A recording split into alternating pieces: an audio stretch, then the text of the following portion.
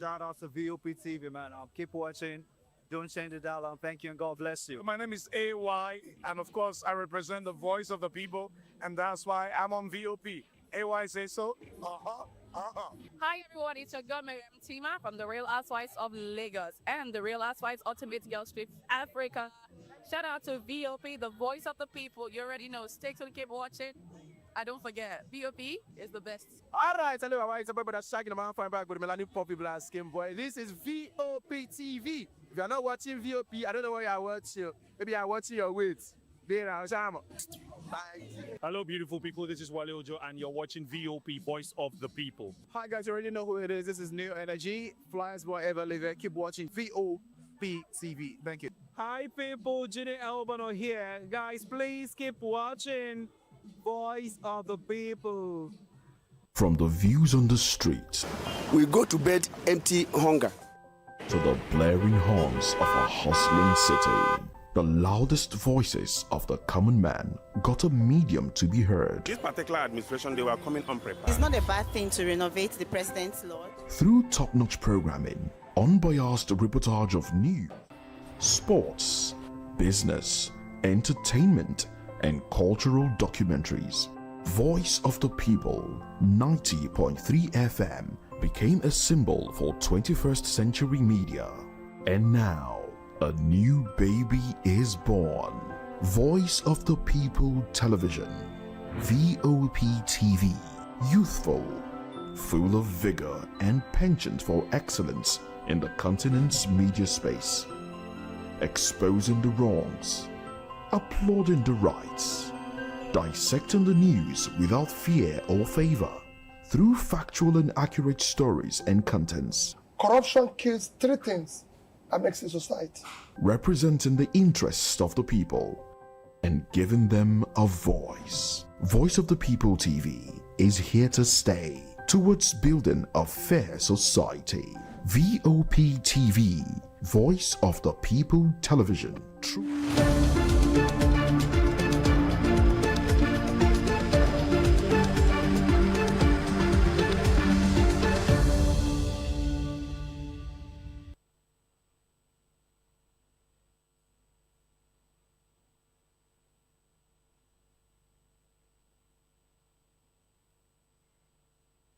Well, thank you very much for joining us again. Now, this is Newspaper Review, and of course, it's a full house. I am Moses Humphrey, if you're just tuning in, and Chukuma Okoro with me. Together, we'll be going into the papers, looking at the headlines. And we have Prince Francis Chilaka. He stays back. Thank you very much. We do appreciate you staying back. And Elvis Elimehele as well. You can see him on your screen. He stays back as well. Thank you, Moses. Thank you very much. Williams Njaye stays back also. He's joining us from Benin City. Well, thank you very much, Williams, for staying back. Now, let's dive into this conversation. You know, there's the story around Yahaya Bello. That's one of the stories that we will be talking about. And you know, the EFCC saying that, look, he's innocent until proven guilty.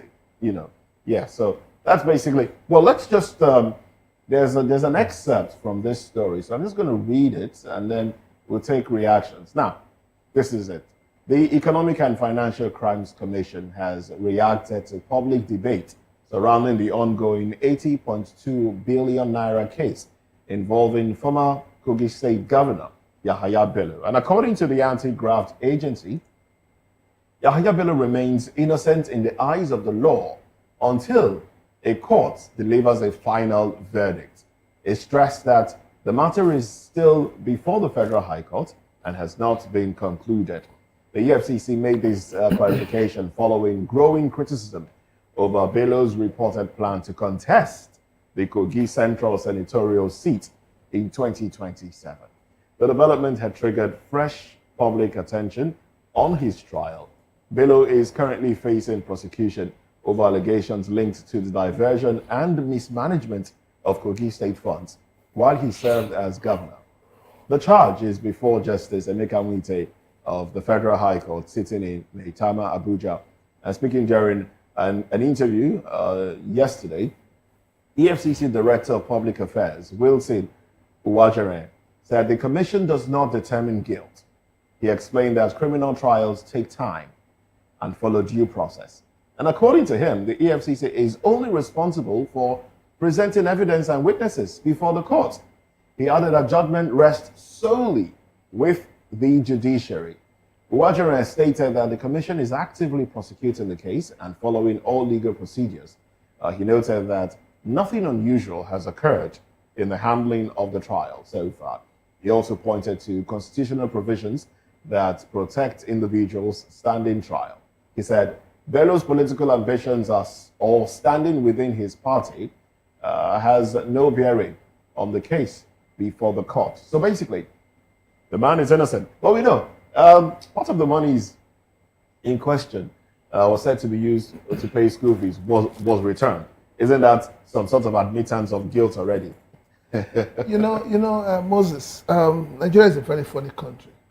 And that's why we keep saying that we must be very careful how we handle issues in this country so that we do not have a Venezuela in our hands. I find it rather very, very sad, very, very upsetting that at a time like this, EFCC would come out to say such a thing to Nigerians. EFCC would have done better if they had kept mute, if they had kept quiet. It would have been better than what they're saying. I remember the chairman of the EFCC saying that if he does not get Yaya Bello, he will resign. He's still there. It's still there. So where is his Where is his integrity? No. Where is his integrity? Prince. We know what happened. The back and forth that happened between Yaya Bello, EFCC, the governor of Kogi State. Even at the point where Yaya Bello himself walked to EFCC, and only for him to leave, then EFCC now declared him wanted. You see, this whole thing, this statement that EFCC has posted, simply gives the impression that, yes, we have what we call selective prosecution of corrupt individuals. No, Prince. I think I watched that interview yesterday. Everything Wisin Ujaren said in that interview was to defend his office, EFCC. Okay. And after defending his office, he left it at the doorpost of the judiciary, which is actually the next stage we are now. Yes, EFCC did their job. They declared him wanted. Eventually, they picked him and arraigned him in court. Yeah, they have all their evidences, before the court. And also, what he said is the law of Nigeria says that until you are proven guilty. Yes, which is also true. The big question here is, if APC goes ahead to give him ticket for that senatorial seat, that's what we should be talking about.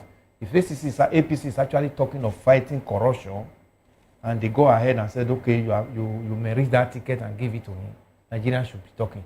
Let's leave judiciary to do their case in this matter, because the matter is before the court. This is facing trial. Let's see whether the judgment is going to favor him. When did APC in this administration tell you that they are here to fight corruption? Yes. When? No. It's a carryover. This administration. No. When was Buhari fighting corruption? When he was sworn in. Buhari said they will fight corruption. Moses, when Buhari came on the mantra of an investigating agency, they are not a judgment agency. They don't make pronouncement on judgment. That was what they said yesterday. Okay, let's now watch what is going to be. As we watch, let me ask you. Assuming the primaries for the senatorial elections comes up sometime in July, and the case has not been dispensed with the judiciary, and Yaya Bello goes ahead to the primaries to win the senatorial ticket, will you say that the APC has acted in bad faith for giving him the ticket? If the case is still in why would they even allow him to be part of those? Why not? APC is just saying, no. If you affirm that, look, until proven guilty, I'm talking of APC as a party. So why not? if they know too well that they actually telling Nigerians that they came to fight corruption, people with that have been fingered in this type of just fingered. Yes, that be fingered. Not convicted. Should not be given that such opportunity. Just fingered, not convicted. There are also persons in that same senatorial district which are not fingered. APC be judgmental and saying, "Oh, okay, because you served as governor." Yes, and we have questions if they are coming to ask for vote from the people, if they are coming to ask for vote for the people, they should also align with the people and do the bidding on the people. Where are the people? What are the people saying? The people are saying that we want to read. He served as governor for 8 years. Yes. He came out, bought a vehicle of about 1 billion naira, And very well guarded, and came out, with the protection of the people. His people were protecting him. In fact, when EFCC came for him, his people went after EFCC. So is it the same people that will say, look, we don't want him to be senator? No. I think we're getting it wrong. When you say his people, we need to define who the people are. Because I'm going to take you on a journey now. You see the governor of Edo State, Mondo Pomola. He comes and he tells you he's going to give you 3.5 million votes. He throws it. Another governor has also followed suit. I'm going to give you 3 million votes. And then you ask, if these governors are going to give this number of votes, does it mean that the whole people in the state believe in what APC is doing? So what they're simply telling us is that whether you vote, you don't vote, they are actually preparing the minds of Nigerians for the rigging they want to carry out. But we have a headmaster now who will help us to checkmate that when the time comes. Let's leave that for me. I know my governor have been saying that, and everybody, I know too well that many people in Edo State are not supporting what he's saying about 3 million votes. But whoever goes against the law, the headmaster, as we have it now. You mean the man with the big stick? He will wake up before he wakes up on his bed, he's somewhere else and saying good morning in another language. Well, we have Williams Ajayi. Williams, please. You have the microphone now. Go ahead. Williams Ajayi joins us from Benin. Yes, Williams. Can you hear me? Yes, we can. Go right ahead. Okay, well, I've followed the conversation, and then I'm going to start from it in two aspects: the APC and then EFCC. Making such statements at this time, seeing that he is on the news of wanting to run as a senatorial candidate, he is very, very deadly. I will tell you why I'm saying this. First of all, you are the one that went after this man in a very rigorous manner. We saw how they battled even the sitting governor. I said he was the one hiding him, aiding him to still remain in government house. How they fought and they were able to make sure that they cracked him and get him to submit to them. And then you've gathered evidence, even declare in public the amount of money that he embezzled and all that. Now you're not telling us now that, are you trying to say you don't have concrete evidence that when this matter eventually go to court, that they are going to declare him not guilty? Because making such statement is putting you in between. How? Why will you make such statement? Because for you to even go after this man, it means you have sufficient evidence that no matter what it takes, you are sure and confident that he is going to be tried and found guilty. So why are you not making such statement that until he is found guilty, he is allowed to do whatever it is? You know, some time ago on this our program, we once said that they need to amend the constitution to the point that once a politician is being fingered in any corrupt case, he should not be allowed to take up any political party ticket. In fact, not even allowed to be nominated to move around, to seek for votes, to become a candidate for that political party, because your image is already there in public as a corrupt politician. Then you're supposed to be set aside in one whatever it is, whatever period is going to take for you to get your name cleared. You should be there. You're not supposed to involve in political activities. Now, if actually it is true that this man is guilty of 80-something billion or 80 billion naira, then if you become a senator, how are you sure that you are going to persecute this man? How are you sure it will not be more difficult to persecute him? We've seen that happen in this country in different cases. then you will not say he's immunity, this, that. You can't. Then coming back to APC, if they should give him the ticket, it means they are publicly telling us that they are encouraging corruption. That they don't care. If you found guilty or whatever it is, you are corrupt, just come to us. We welcome you, give you the platform to run. We even go ahead to clean your image. You will not be corrupt anymore. Anyway, I'm not surprised because we heard them, most of their party members made such statement that when you become an APC member, all your sins are forgiven. You are automatically a born-again politician. The law cannot go after you. It is very, very disgraceful, and it is not even acceptable. Not even a common man in the street will accept that. Once you are found guilty, once the law is after you for what it is, then it should be that. We don't want to say anything otherwise. That is why this country is struggling with corruption issues. The money that are supposed to be used to develop the country is in the hands of politicians. Why? Because they want to use it to also secure their selfish interest, to contest election, throw money around, buy votes, induce electoral personnel, and all that. It is very, very dangerous for our democracy and the development of this country. Thank you. All right, very dangerous indeed. Oh, well, let's look at a few headlines from the papers now. Let's go to the Punch newspaper. The Punch has these headlines. 2027 battle, Rivers crisis escalates as top APC governors back Fubara. APC secretary, FCT minister clash over Rivers governor. How Imo politics sparked Wike APC rift. Nigerians cut household spending by 14 trillion naira as inflation bites hard.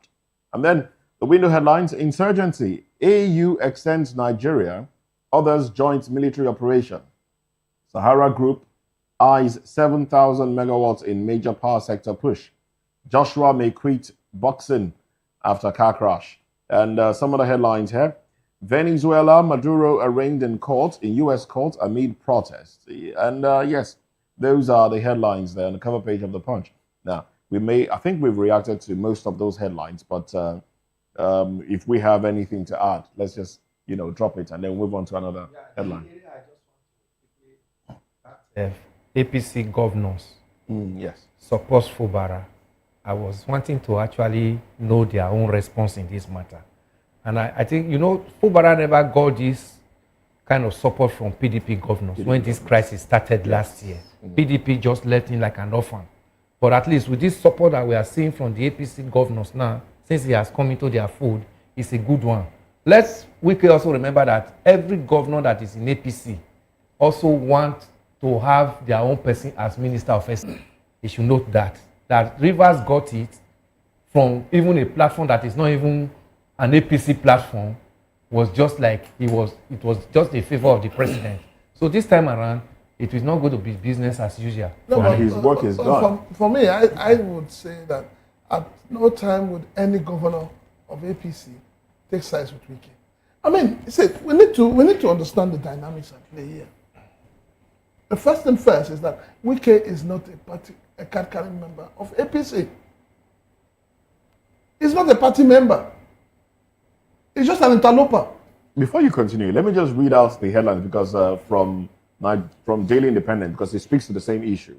We might just take out points from this one as we continue the conversation. Resign as minister to face Rivers politics, APC scribe tells Wike. Warns him not to destabilize Rivers APC. Says support for Tinubu doesn't make him APC member. Cheap blackmail has become Wike's stock in trade. Minister cannot bring the spirit of PDP into APC. Those are the riders. That's good. We're saying the same thing. Good answer. Suddenly, he has summarized it. I've told him the reality. On ground. That he doesn't want to accept. Yes. The reality is that, come, I invite you to come chop. Let me say, I carry the food wrong. At all. Now, all these people that are speaking, like the scribe, Dr. What's his name that is speaking? Bashiru. He said he's from Osun State. Yes. So that his own Bashiru is Basiru. Basiru, I heard him say that. Now, first off, Elvis, I wouldn't be surprised that PDP governors didn't give Fubara the kind of support. Because as at that time, Wike was the one funding the party. Wike had also, according to him, helped most of those people become governors. And he had also made threats that, look, I will destabilize your state. And so he's tried it. I think he's tried it with Bala Muhammad. Now Bala Muhammad is complaining. Now that said, in all of this, Wike must have lost some value of political capital. But I still feel that the president, that he has at one point or the other done the president's bidding for the president, which is practically destroying the PDP. And that the president will not leave him an orphan.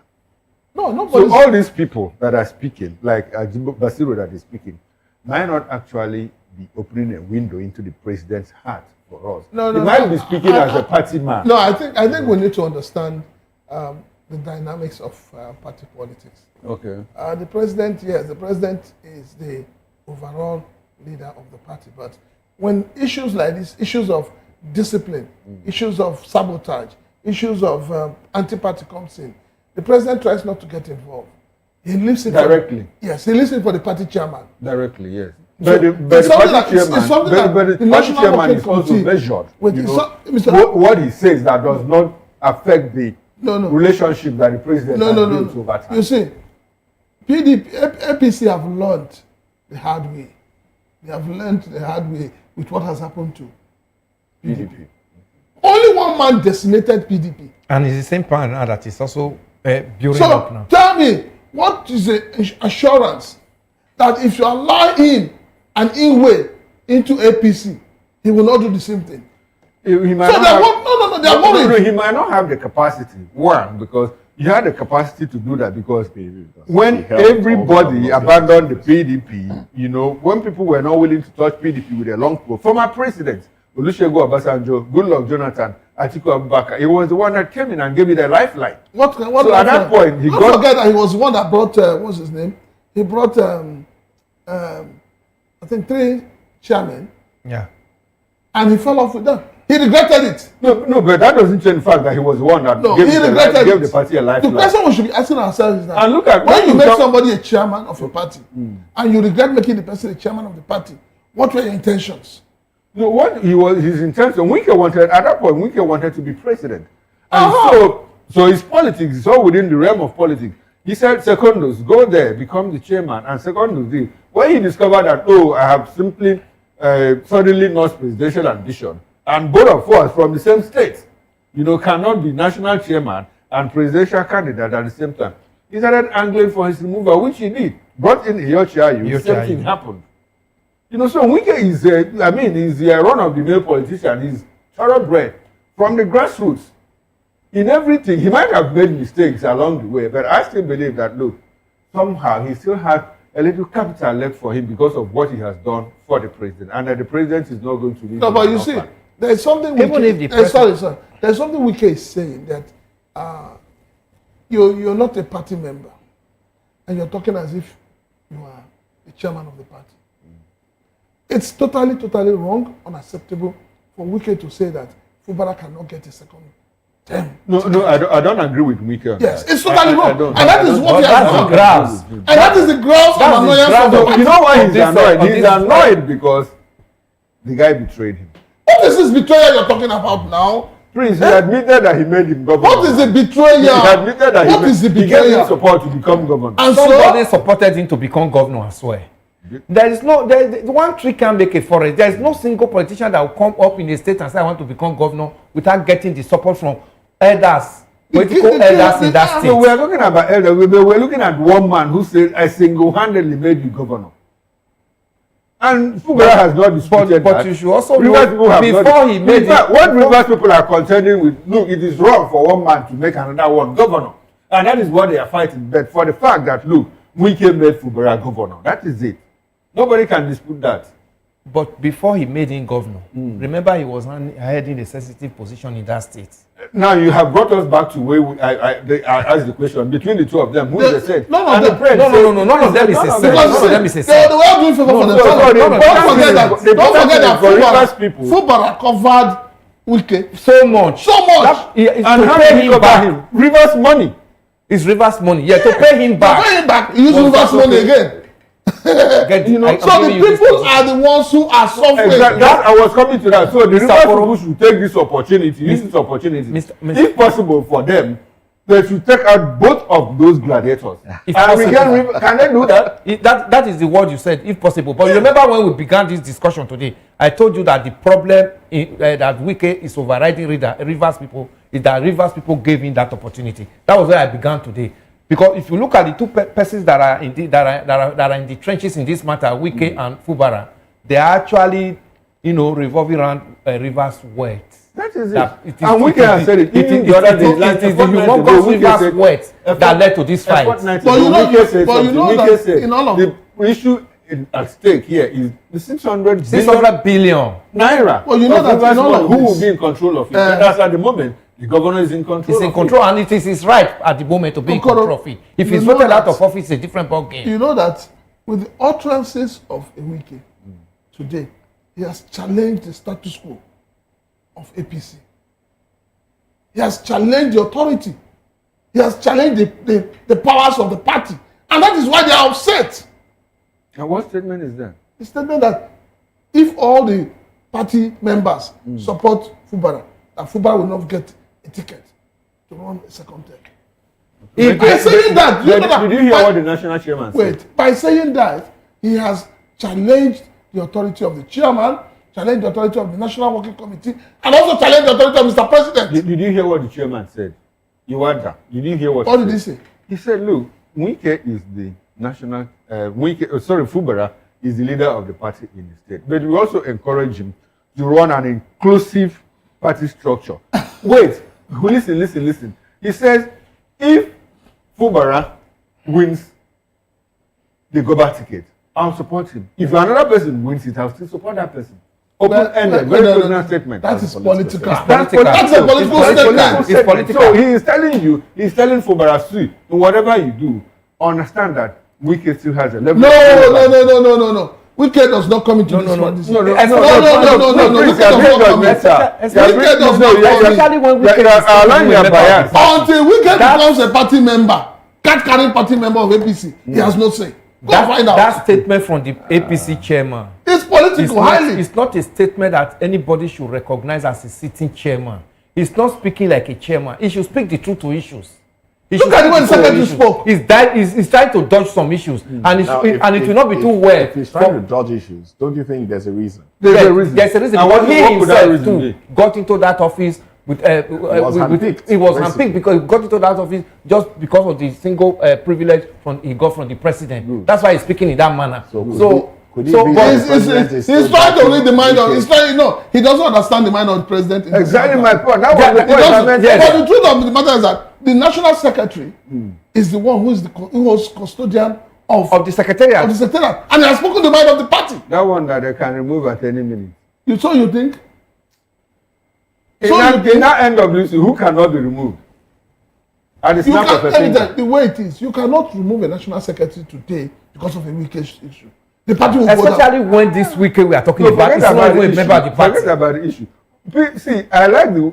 Somehow I'm sorry to say it, but I'm not your normal Democrat. I don't like democracy, whatever you call it. I don't like it. So I like the fact that we have a person like in the APC now who is in control of the party, talking about the president. I like what Mao Zedong did, in China. I like what the person that succeeded him. On top of my head, I can't recall his name and all of that. I like this structure, centralized system of cohesion. People who use dictatorship to hold party together. I mean, if you are a dictator and the economy moves, is Nigeria economy moving? No, but I'm saying if you are. Is Nigeria economy moving? We don't have a dictator yet. What do we have?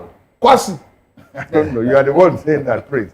So in all of this, I recognize the fact that the national chairman of the APC, Nentawe, recognizes that, look, someone has value somewhere in Rivers State, and that value must not be wished away, whether we like it or not. No, nobody is wishing it away, but when you become overbearing, people will put you in. I also admit that, look, Wike might have overstepped his bounds. He has overstepped. He could have been negotiating. He has been negotiating. There are certain things how will you wake up at 1:30? I first of all start with 60. you know, and at the end of the day, I end up getting 35. I mean, no, you're attacking governors of the party. You're attacking ministers, other ministers like you of the party. You're attacking the national secretariat of the party. Who are you? That is even a party that has not even been admitted. You're not a member of the party. That's a playbook. That's always remain relevant, for good or bad. That is the Trump type of politics. And who says that the next person is going to introduce in will not suffer the same fate Fubara is suffering at the detriment of the Rivers people again? That same structure and that same agreement. If the person shifts a little. Rivers State people, Rivers people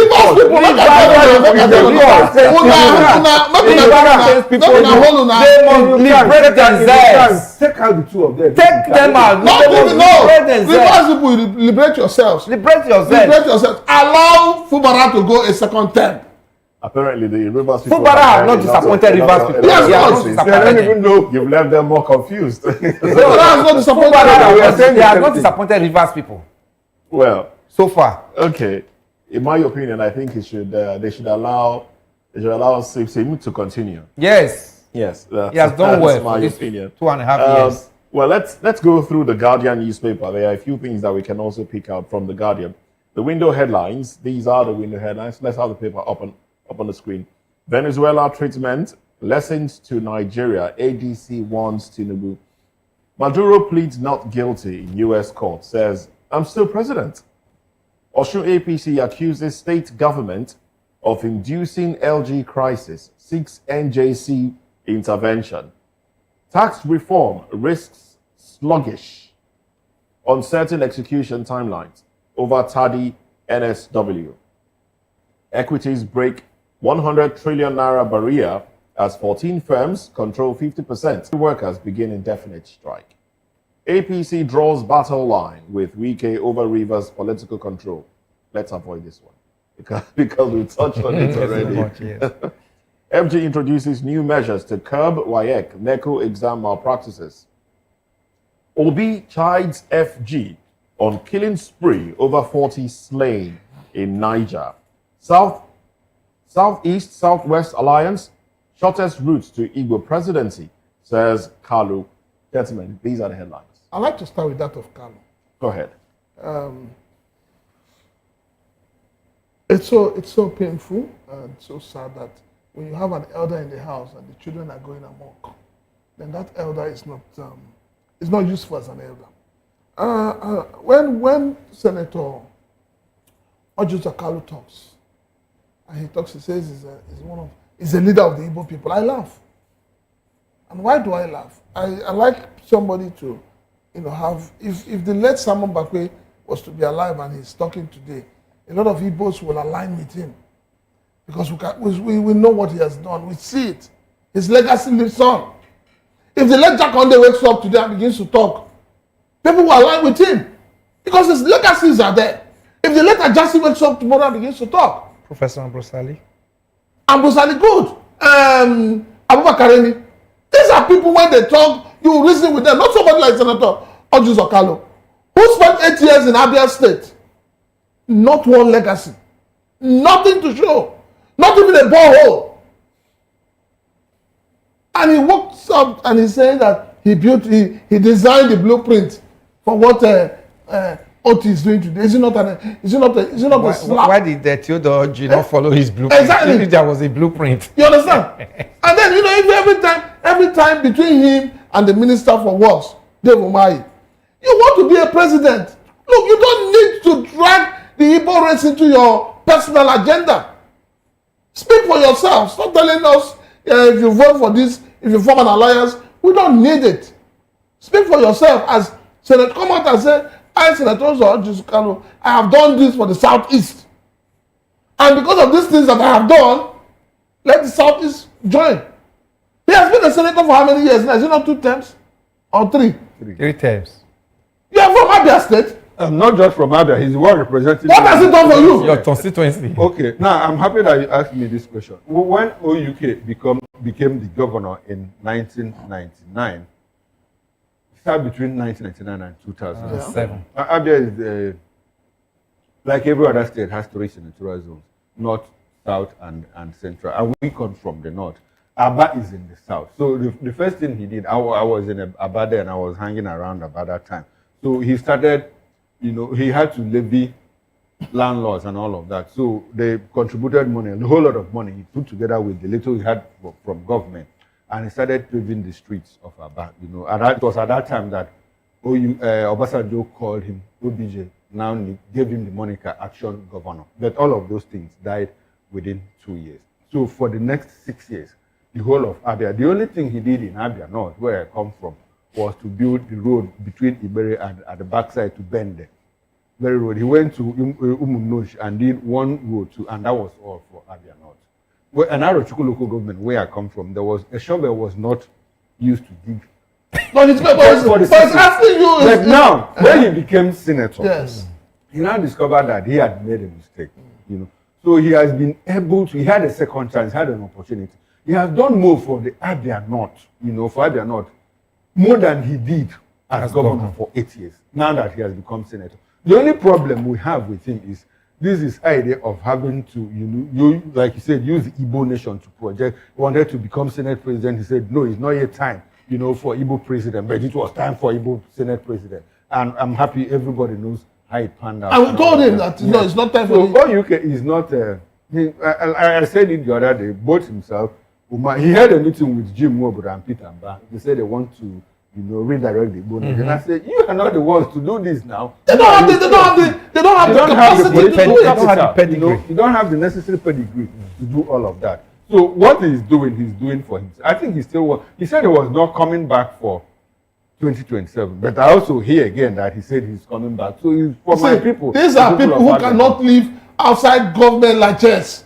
They cannot. Moses, you said something about Peter Obi on insecurity. Yes, chides the federal government on the killing spree. Yes. And then talks about over 90 slain in Niger State. It's so sad that... the other president is having lunch with... Yes, we don't even know in Europe. We don't know the particular state in Europe at the moment. But because whether it's even in Kigali, because we saw him with the president of Kigali with that, whether it's even... Rwanda, sorry. Whether it's even in Rwanda, we don't even know.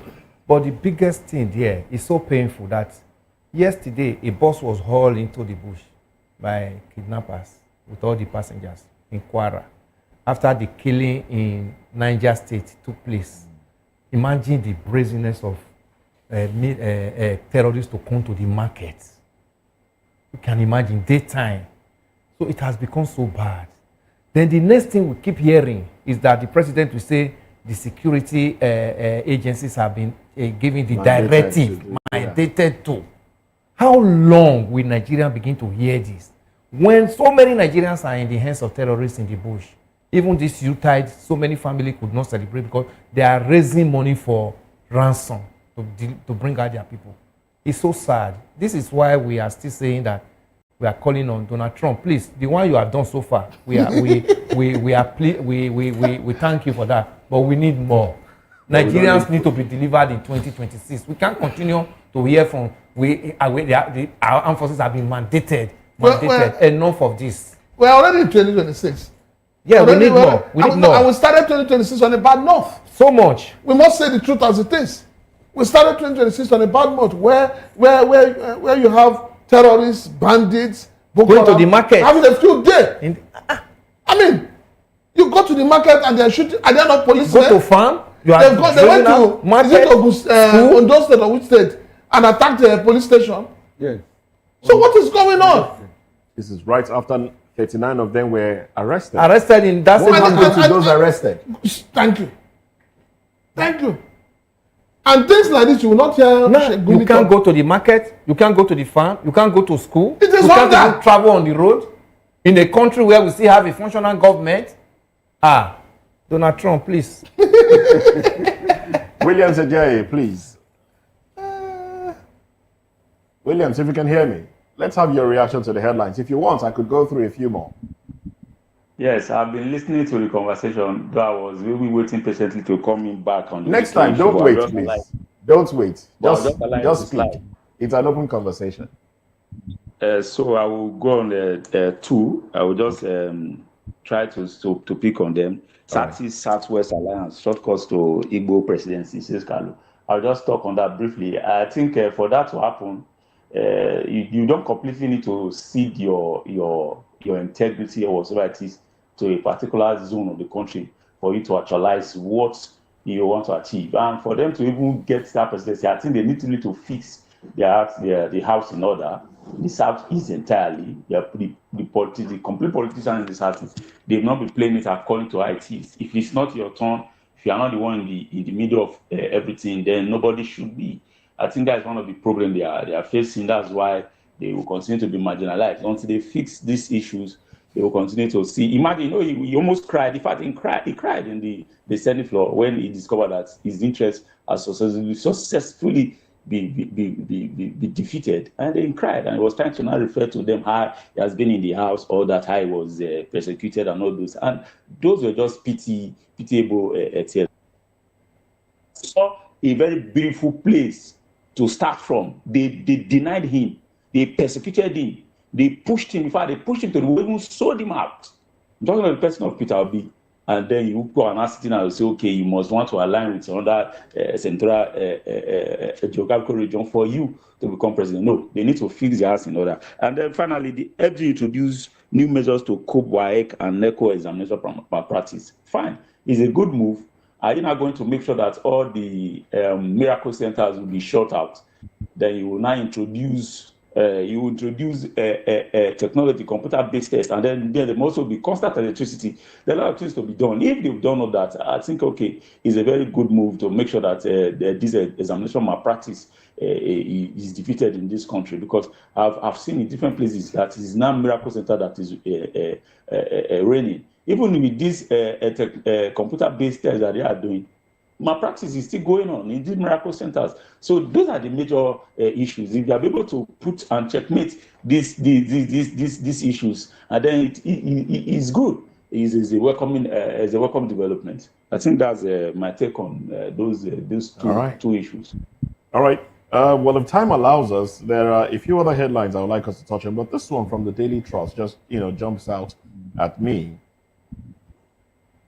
Boko Haram IED kills 6 soldiers in Borno. And then the big story here in the cover page of Daily Trust is Governor Yusuf's defection beyond Kanu. Beyond Kanu, we know what's going on right there. NNPP.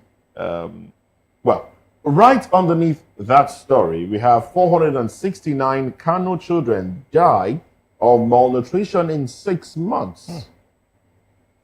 Banks, and then other headlines, banks' credit to private sector drops by 1.3 trillion naira in 1 year. INEC begins second phase of voter registration. Students protest kidnapping in Edo State. I am miffed at the fact that in this 21st century, children are still dying of malnutrition.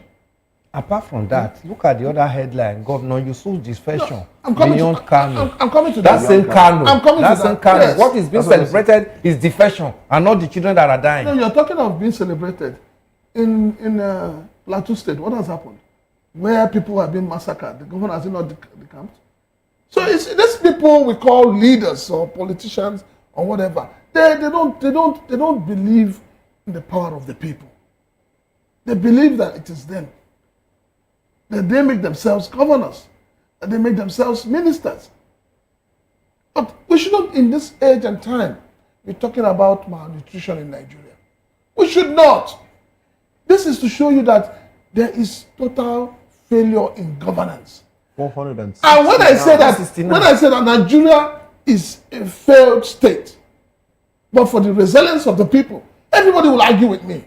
But that is it. A lot of things are killing the Nigerian person. Boko Haram, insurgency, malnutrition. Malnutrition has just been added to it now. You cannot even imagine those that are in IDP camp, what they are going through. Accidents on the road, accidents on the road. boats capsizing. They're not talking about mortality, child mortality. Okay. As we discussed, my on that military officers that died in that, my heart goes out to their family. The gallant officers. Another story from this day says 9 soldiers. Yes, 9 because before we leave the issue of malnutrition, I like to bring to our notice once again that in the year 2025, we are talking about children that died as a result of malnutrition. Now, the federal government of Nigeria borrowed $80 million loan, specifically for the accelerating nutrition results in Nigeria 2.0 project, which was approved by the World Bank in March 2025. $80 million borrowed to fight malnutrition. Okay. And we have a certain 469. That is in one state. We're talking about borrowing. How much have the government spent on feeding, in quotes, school children? How much? And where are the children that have been fed? Where are they? No. When we talked about malnutrition, it just I remembered.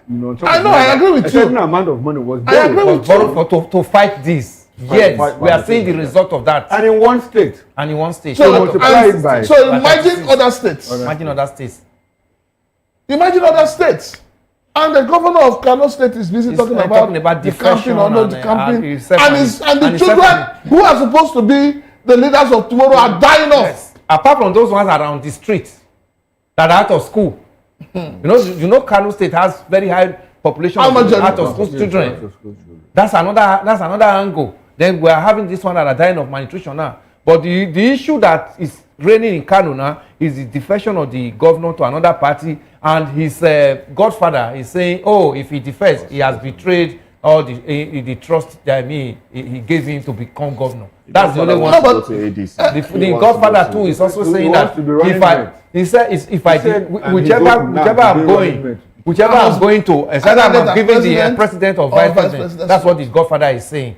All these ones are just being political. They are not talking about the life of the people. Children are dying. Children are dying. Hunger. Children are on the street. Children have become ready-made militant industry for terrorists to recruit from. Was it not last year or a year before? The governor of Borno State, Zulum, Professor Zulum, he said something that I have not forgotten. He said, look, the insurgents we have today is no longer those who came from outside the country. That those we have today are the youths that we have refused to create employment for. That's serious. Yes. Sometime last year too, a professional colleague of mine was kidnapped. And when this man relayed what he went through, he said the man should be in his 60s. He was beaten blue-black. And that the boys who were beating him or who kidnapped him from Shagamu, they're just about 17, 18 20 years. And that these guys are so helpless. That's scary. And that they take you on a walk. Very lucrative. They take you on a walk into the bushes for hours. And that if you're one of those who want to slow them down by getting tired, they just waste you. And they move on. So there's so much going on in this country that the government should focus on. And not all this defection. The biggest thing is that our politicians don't learn lessons. They don't read history. And they don't. And they, even if there's no amount of change that you preach to them that they listen to. What we are witnessing now in 2023 to 2027, by the time we get new government in 2027, it will still repeat itself. Okay, Williams, please, let's have your contribution in less than a minute. Yes, it's the same issue on Ghana. I will just dive into this issue.